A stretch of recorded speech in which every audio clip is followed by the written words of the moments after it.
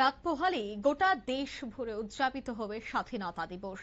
আর স্বাধীনতা দিবসের প্রাক্কালে এবার অশ্বিনী নেত্রালয়ের উদ্যোগে চক্ষু শিবিরের আয়োজন করা হয়েছে বিনামূল্যে।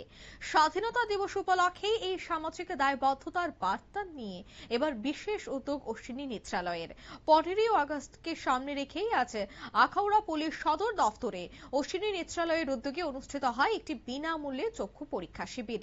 শিবিরে পুলিশ কর্মী এবং অন্যান্যদের উপস্থিতি ছিল বেশ লক্ষণীয়। তাদের উপস্থিতিতেই চক্ষু পরীক্ষা করা হয়, পাশাপাশি প্রয়োজনীয় পরামর্শ দেন বিশেষজ্ঞরা। বর্তমানে শহরে ভালো নাম করেছে অশ্বিনী নেত্রালয় এবং সেই অশ্বিনী নেত্রালয়ের এবার সামাজিক কর্মসূচি।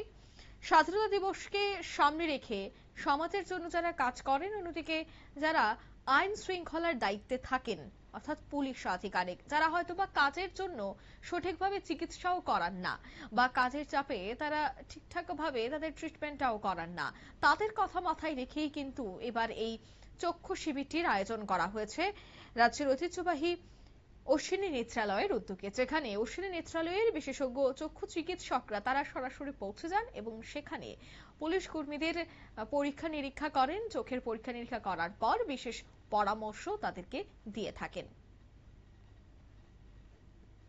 নিয়ে নিচ্ছি ছোট্ট একটি বিজ্ঞাপন বিরতি, সঙ্গে থাকুন।